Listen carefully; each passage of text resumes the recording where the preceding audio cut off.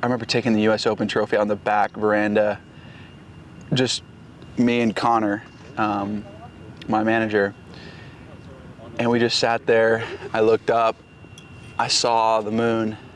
It was a full moon, and I just remember saying, well, I guess that's it. He looked over and hit me and goes, no, there's not. There's a lot more majors to win out there. And it was just like a full reset of, gosh, this is what it's like to win a major. But he kept me straight. He was like, no, Bryson, this is just the beginning.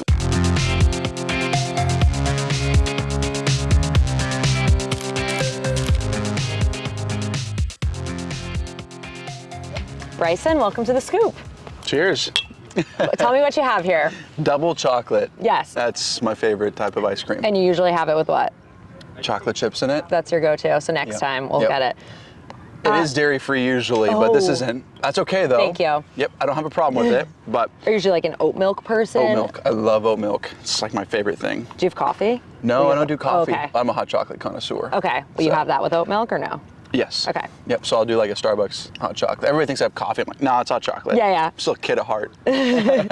All right, so right now we're eating sweets.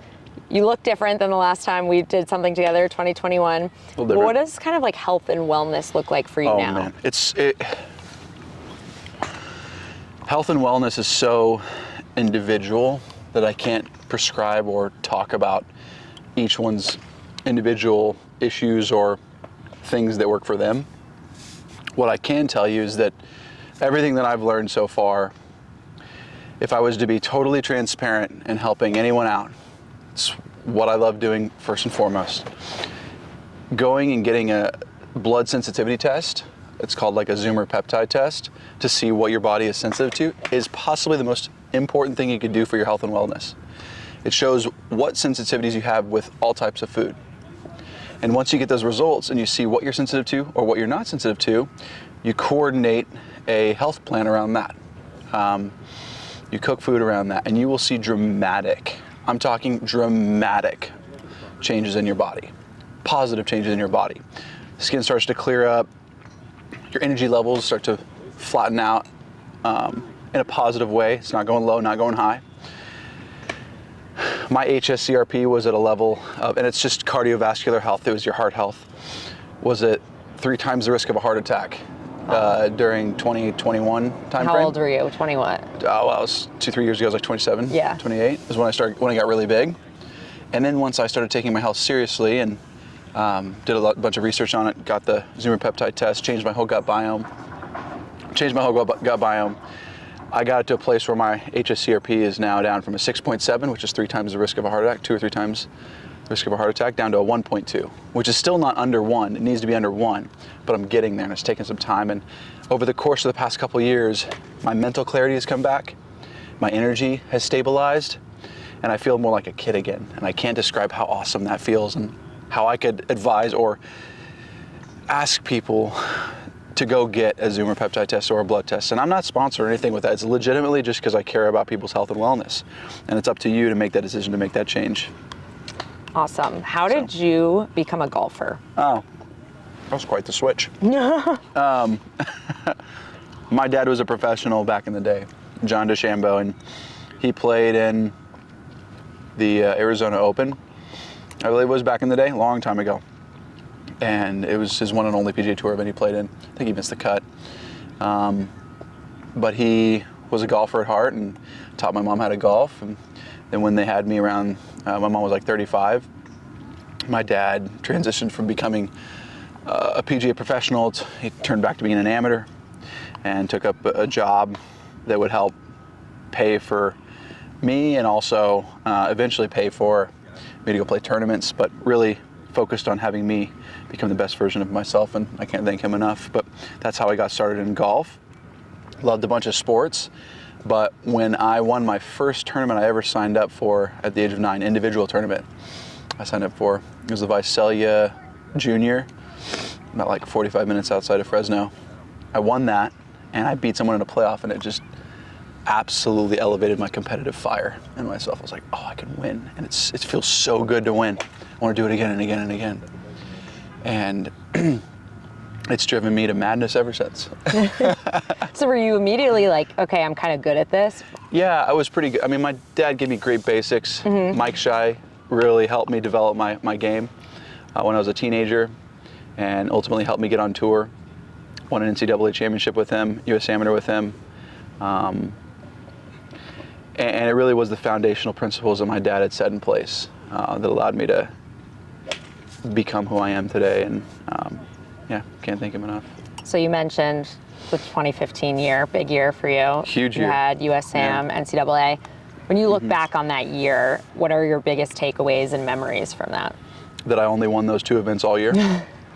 Really? I didn't win another event outside of that. Were you playing well leading up to that? Yeah. And it just kind of peaked? I was like 5th, 3rd, 4th, 2nd, 5th. I just couldn't win for the life of me, but I won the NCAAs at concession, and then I won the US Amateur at Olympia Fields. I was like, I'll take that. I'm not opposed to that. I'm okay with that. Were you always a really good match play player, or? No, I really wasn't, to be honest. I played match play growing up, but I always worried about the other player so much that I would play worse. I'd go down to their level. And it wasn't until I realized if I just focus on myself and try and shoot 64 every single round, that nobody would touch me on that golf course. And that's the mentality I had going into that week. I played well, shot even par, and then I went and shot like 6 under, 7 under, 6 under, 8 under, 6 under. It was like a totally different vibe. And after like the 4th match, 2 more matches, was like, if I just keep this mentality up, blinders on pretty much, I think I could do it. And sure enough, you know, I was able to do it. It was a wild experience. Were any of those matches against like guys that you still see out here? Oh, yeah. Who were you playing? Man, okay, let's see if I can go through this. I'm blanking on the first guy, but I had Maverick McNeely, Paul Dunn, Sean Crocker, Matt Neesmith,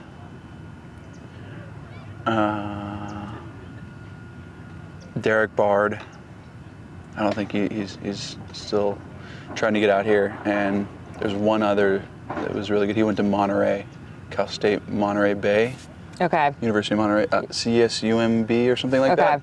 Anyway, again, that's over a decade. Well, no, almost a decade ago. Yeah. Good memory then. I know. I don't remember that. Shoot, 2 years ago, I wouldn't have been able to remember any of those names. Yeah. Now I can remember a little bit with the health improvement. But no, they're yeah. I remember playing against Paul Dunn and Maverick McNeely, and those were the hardest ones. And if John Rahm hadn't lost to Derek Bard, I would have played John Rahm in the finals. That would have been unreal. It would have been nuts. It was like one of the most difficult 6 stretch matches to win the US Amateur. I would have felt like almost ever, but no, I was lucky to not have to play John Rahm in the finals. I'll tell you that. So you went to SMU. SMU. Major was physics? Yes, it was. All right, what was the best class you took there?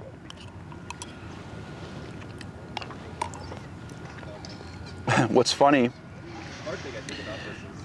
Benno Rumpf was the teacher. He was very intelligent, socially different, but very intelligent, and I loved him to death. He was the coolest teacher, super nice, explained everything, and nobody liked him for some reason, but I was the person that just loved interacting with him and talking with him about why does this happen this way. And when it was linear algebra, we were talking about matrices and whatnot. It's essentially multiplication, division, and all that, but on a whole nother level. I can't even explain it now. It's been so long, I forgot most of it, but it was the most enjoyable experience with a professor that I've ever had in my entire life. As well as I took macroeconomics. I was an economics minor and a math minor. I completed both of those, by the way. Didn't complete the physics. I was 2 classes short of that. It was thermodynamics lab and a quantum 1 lab. And I was like, nah, I'm good. I'm gonna go play golf. Yeah, I'm gonna go play golf. So if you weren't gonna play golf, what would your career be? Would you have gone into physics, you think? I'd be a ping pong player. Really? I used to play every day in high school. I had a robot that we would just play against. And it was one of the most fun times of my life. Just being able to go in every day at lunch, play with the art teacher, Mr. Gualianoni. He's awesome. One of the best teachers I've ever had growing up. Meant a lot to me. And every day at lunch, we'd go in there and play ping pong against each other. And then my freshman year, we got a robot and we started practicing and we got legitimately really good. Yeah, I felt like I could have been one of the top juniors in my area. Yeah. Pretty easily. And if not, played in a couple small professional events. I would have loved to have done it. I mean, we knew how to do everything with different angles and spins, and it was wild. Unfortunately, we couldn't enter because there was like a ranking system that we had to be in. Okay.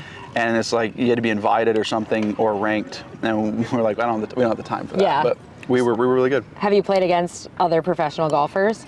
And where do you rank? Kuchar. Okay. Played against Kuchar, Sergio, Henrik. Henrik's really good. Henrik's trainer is actually really good out here. Oh, really? I played him and I was very impressed. But you give me the right paddle and ball and the right surface in an environment where you can move about and it's not constricted, it'll be tough to beat me. But Kuchar was a really good battle when I played him in the Ryder Cup. That was fun. He beat me once, I beat him once, and then we just left it at that. Okay. I'm thinking there was this awesome moment after you won at Winged Foot, and they kind of asked what you were going to do that night, and you said something like you're going to have chocolate milk or something. Yes, I did. What did like the rest of the celebration? Okay, so yeah, take me through your celebration. Well, we had wine out of it too. Okay. But I took it back to one of the Trump properties, and we just had a nice dinner there, and I was staying there. I flew out the next night, and yeah, I mean, we just had a great big dinner celebration party with a bunch of friends, family, and people alike. And I remember taking the U.S. Open trophy on the back veranda, just me and Connor, my manager, and we just sat there. I looked up, I saw the moon. It was a full moon, and I just remember saying, well, I guess that's it. He looked over and hit me and goes, no, there's not. There's a lot more majors to win out there. And it was just like a full reset of, gosh, this is what it's like to win a major. But he kept me straight. He was like, no, Bryson, this is just the beginning. Like, yeah, and it's been 3 years since then, and 3.5 years. And sure enough, I haven't won another major, but I feel like I'm just at the point in time where I can do that again with the equipment that I have and the mindset that I have and the body that I have. I really feel prepared to do a lot more good on the golf course now. But really that night, it was a little bit of wine, nice dinner, and I had some chocolate milk out of it. Awesome. Yeah. All right, 2 more for you. Yeah. Who is your best friend, and can you tell me about your relationship with them? I've got 3 of them. Okay. Well, four actually. People that I could call and they would do anything for me. And what's funny is they're not even golf. Okay. No, I mean, Connor's one of them. Outside of my agent would do anything. I love him like a brother. But Connor Olson, Blake Jones, grew up, childhood friend of mine. And then Brandon Roberts, who I golfed with as a junior, and he went to West Point, and he's now in Oklahoma, and he drives down to see me quite a bit. And he's got a nice wife that's super supportive of him. They're amazing people. They're amazing family, and those are the people that I really trust the most and could literally I would do anything for, and they would do anything for me. And it's not easy to come by these days. And you really, life can test you in multiple ways. And my career has not been the most, I would say, straightforward. Hudson Moulton is another one who does my socials. And just met him. Yeah, awesome. He's unbelievable. Yeah. So I've got a lot of good people around me that I trust with my life, and I feel like I'm getting 4 mulligan. I feel like those individuals, always yell 4 by the way. I feel like those individuals are tough to come by. Yeah. And when you find them, you gotta hold them in close. And I've been very lucky enough to find those people. So, definitely. Yeah. All right, final question. Uh-oh. You have to play every competitive round for the rest of your life with the same pro. They can be from any tour. Who are you picking and why? Well, it wouldn't be Pat Perez because he's too damn funny. He's way too funny. He'd be great to play with though. I would personally like to play with probably Charles Howell because he's the most positive individual I've ever met in my entire life, and straightforward, and yes, sir, absolutely. That totally makes sense. I'm mimicking right now, but that's him. He's just so nice and so straightforward and doesn't harm a fly. He just goes about his business, and he's just one of the nicest human beings I've ever met. Probably him, because a guy that's like myself that can go up and down pretty quickly, he's just right there to kind of keep it even keel. Awesome. So, yeah. All right. Well, thank you so much for joining me. Thank you. Appreciate it. Thanks for watching The Scoop. I hope you all enjoyed it. Make sure to hit that subscribe button because we have a lot of fun guests coming your way.